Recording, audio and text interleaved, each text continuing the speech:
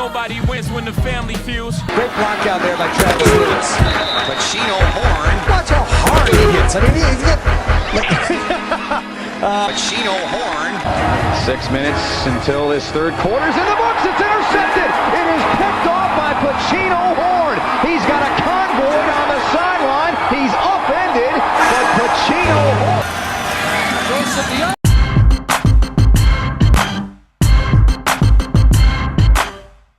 We in man-to-man right here. So we in 41. It was pistol at first, but then they moved until 41 gun weak. So now I'm just looking at my man, keying the quarterback to see what read who's hot. Hey, Zay.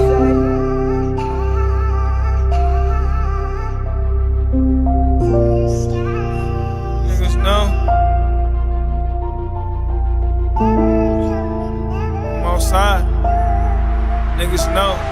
I got problems, I ain't letting go. I catch you, treat you like a. got a lot of jewels. Rich nigga with a lot of jewels. Whole lot of jewels. My clear drip with the lose. 100K on me, all blues. Bentley truck came with the shoes. Bentley truck, how can I lose? Rolly AB Paddock, I can cheat. Skating on this ice. Christina Yamaguchi. Everything's all white.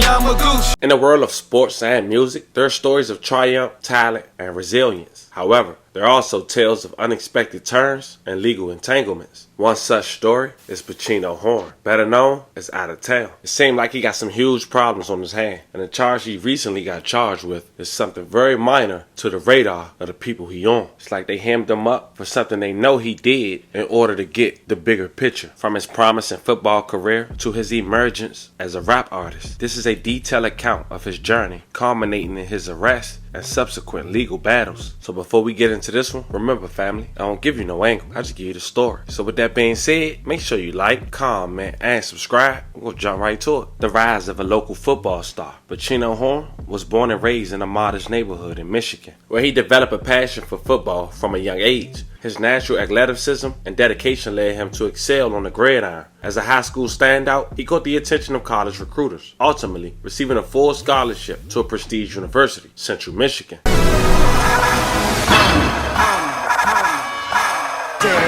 Great block out there by Travis Lewis. Pacino Horn. Watch how hard he hits. I mean, he's got... Pacino Horn. 6 minutes until this third quarter's in the books. It's intercepted. It is picked off by Pacino Horn. He's got a convoy on the sideline. He's upended, but Pacino Horn Hits as hard as a Mack truck. Pacino Horn. Hits as hard as a Mack truck. Pacino Horn. Delorier cannot make the catch. Would have been a tough one to make. He's good, but he couldn't reel it in. Pacino Horn on the coverage there. Very good football player. Turns into positive yards. That's exactly what happened. Great play made. Pacino Horn up from the secondary. And we're going to stop it at 45 seconds. I wanted you guys to get a glimpse of his highlights. After a decent career at Central Michigan, he ended up playing for the NFL Detroit Lions briefly for a year. But his talents were soon taken to a Canadian Football League in Toronto. He ended up playing in a 100 Grey Cup, which is their championship, taking off an interception for 25 yards into a touchdown, which helping them receive the victory.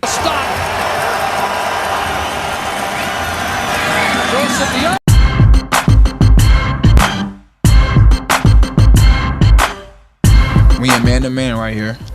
So we in 41. It was pistol at first, but then they moved until 41 gun weak. So now I'm just looking at my man, keying the quarterback to see what read who's hot.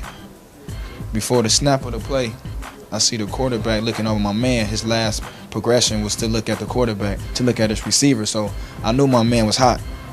So I just keyed my man. When my man ran that 10-yard out, I just was waiting for him to break. And I just broke the same time he broke, and I just undercutted it and just made a great play on the ball. I'm just playing off because, you know what I'm saying, the down the distance, and I was just trying to bait the quarterback to throwing the ball. Plus, you see, it was 2nd and 8. So it was really no need for me to be pressing to the field side when it was already 2nd and 8. That's a long throw to make. So I just kind of was baiting him so he'd throw that ball to me so I could make a play for the team. Right here, when I broke on the ball, I didn't have to dive for the catch. I could have just caught the ball in stride, open-handed, and took it to the house for a touchdown. That'd been a bigger play. Yeah, it's a good play, but it wasn't a great play on my behalf. Good play, but I could have made it better. So I got to get better on that end. They actually was telling me if they was gonna get an interception the first time, they wanted to be just like that. Argo fans want to stop. Joseph Young, and it's intercepted. Pacino Horn's got it. And the Argonauts have the football at the Edmonton 24. He won a championship for that lead, and he was quickly cut the following year. And just like that, his football career was over. But according to his new indictment and the investigation by the feds, it seems he took a turn when he left football and headed back to the streets. Fast forward to 2022, he created Day One Records, LLC. If you click the link to their YouTube page, their highest track was an artist called Day One Anti, released 2 years ago with over 5 million views and counting, and a track called Forever. I might take this whole prime and pour it on my Sprite. I might die, but I live forever. But that wasn't Day One Records' only artist. The CEO was an artist as well. He went by the name Out of Town. The local football star had another track called Every Show that featured another Michigan native, Peasy, released last year with a little over 810,000 views and counting. Was pressure on these niggas, let my niggas go. Being stepping on these little niggas, pretending no. First sign of disrespect, I'ma let them shooters go. Niggas know I'm never lacking, killers with me every show. Niggas better know I'm never lacking if they see me. He even have a track with Lil Baby titled Bentley, released 3 years ago with over 1 million views and counting. Rich nigga with a lot of jewels. Rich nigga with a lot of jewels.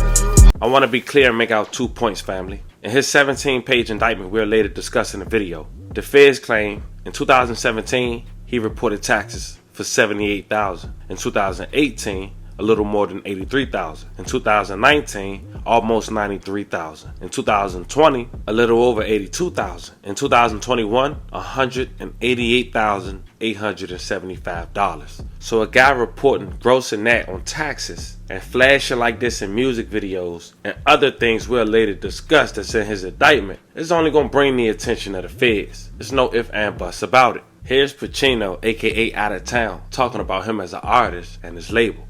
I got a real special guest in here. In town from out of town, I should say. Yeah. Repping that South, man. We got Out of Town in the building. What it do? Man. They hit me up about you. I was like, yo, you want to talk that? I'm like, hell yeah. He put me on the music. I started listening to it. I'm like, yo, this shit is fire. You got a lot of dope records. I mean, the first one that drew me was the Tory Lanez one. I can't front. Appreciate it. That's my first song ever. Ever? Ever. Oh, you cheating. Definitely. You cheating. I got the cheat code. You came. How did that happen? My people's like we all connected in Toronto, so you know. Oh, you connected in Toronto too. But you from the ATL? No, I'm from Detroit. You from Detroit? That's what you, East of okay. Michigan, yeah. Oh, Midwest. Okay. Yeah. So is that a little style? Because we were listening to it. I had it on T Grizzly up here. Is there bars up there like that, or how is it? Yeah.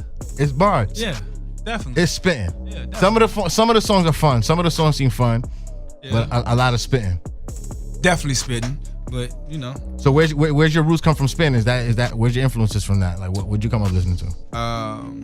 Honestly, I came on listening to my boy Master P. You know, I fuck with Jay-Z when he came on, Reason No Doubt. Oh, OG Jay-Z. You know what I'm saying? Like E40. E40. When he used to mess with the clique. E40 and the clique. I love them. Them was my niggas back then. What? That's dope. So, okay, but they don't really influence your music that much, right? Or you feel like that just the work ethic or what? Just the work ethic, just the swag, everything. Like, everything, they movement, everything they was doing, I loved it back then. So, you know what I'm saying? They just wanted me. When I was younger, I always wanted to rap, so I was like. Gotcha. So what's growing up in Detroit like? Like, is hip hop prevalent? Like, I grew up in New York, so right away we was b-boying at like 12. No, we definitely weren't thinking about no rapping back then. We was thinking about how to survive. Hip hop wasn't really trying to make some money. That's where it really started to try to get in the business. Yeah, definitely. After you get some money, you're gonna try to figure out how to get some more money. But we weren't thinking about rapping first. Gotcha. But I'm saying this is your first song, so what, it came easy? Actually, I don't even know how that even happened. I ain't gonna lie to you, man. Yeah? It just kind of weird. Like, it just happened so fast. So your homie tells you to get on the mic in the studio, and then you like... actually like on some real shit. But, Yeah, no, you good. No, you good. You good. So, I was doing something and I met this guy and he was asking me like what I do. And I was just like, I do me. yeah, that's a good answer. I get it. And then he was like, nah, what you really do? And I was like, shit, I do me. So he was like, young man, you need to figure out what you gonna do. When somebody asks you that question, what real answer you gonna have, know what I'm right? saying? So then I was like, you know what? Then that same day I had went to the I was at the club or whatever, and my boy was like, oh, I got a session after the club. Let's go to the studio. I'm like, all right. Yeah. And boom. I seen them rapping, and I was like, man, I can do this shit. I can do this, man. So where you get that competitive? You sports? You like sports? I used to play ball. Play football my whole life. Yeah. Lit. Wide receiver? No, DB. DB. I used to play safety. The coldest. That was my favorite. Defense. Yeah. I fucking yeah. When did you stop playing? Like you played all the way through high school? Like I actually played in the NFL for a little bit. Holy shit. And then I went to the CFL, played for Toronto, won the Grey Cup, and then I had stopped playing after I won the Grey Cup. So what if Vince McMahon called you for the XFL? you about to lace him up?